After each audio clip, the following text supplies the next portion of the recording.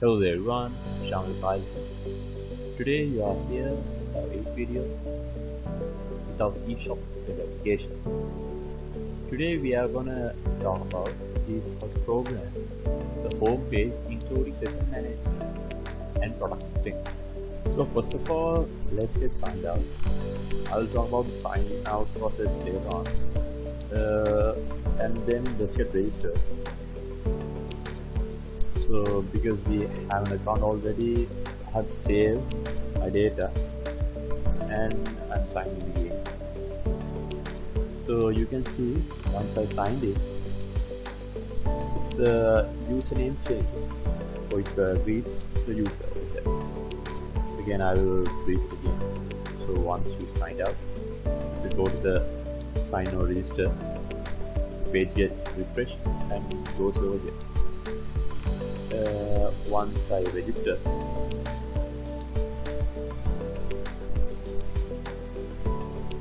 our username is mentioned over. Let's talk about the user sign-in part, or basically about this section. Let's go to our code. So first, we need to go to header.php. Here, we start a session, and then there's an if else. Here, we check if there's a session named view here, and afterwards let's go to sign in process. So I'll show you the session. So again, here after all the else data and everything, you can see we have name, a session name view, storing all the data which it took from here. So basically the email and password. And yes, if there is a user details and if there's a session, this will be shown. So if you can remember, welcome and then our name, first name. Afterwards, the second one, sign in button. Sign out button. So if there is no data stored over there, then this part comes out. So mentioning sign in or register. So basically that's how the username changes accordingly. So now let's check all categories. So here we have mentioned all the categories in our home page. So cell phone accessories, computer, cameras, etc. So we have only mentioned about cell phones at the moment. Our backend code for this.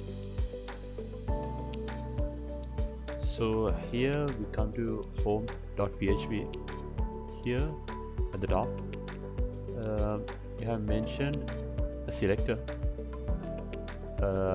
mentioning one option, all categories, and afterwards we require a connection.php since we're getting all the data from the database directly. So what happens here is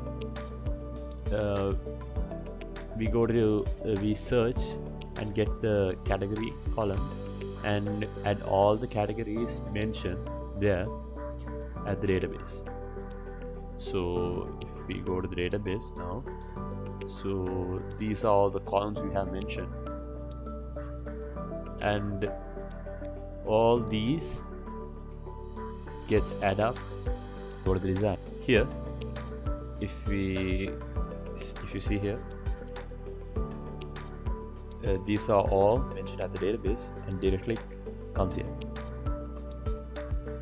Now if you come here to our code, here after this,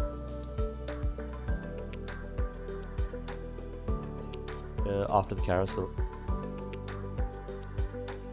here we have mentioning the categories name again separately below, and NSP and NBSP is, if you go to the design, these are. So basically the first one will make this small and the second one is this small arrow. So afterwards, these are the products. So basically the data we search through the database, and through the category ID we check all the products basically through here. I'm talking about, if you go to the design, I'm talking about this category now. Let's go to the code again. So here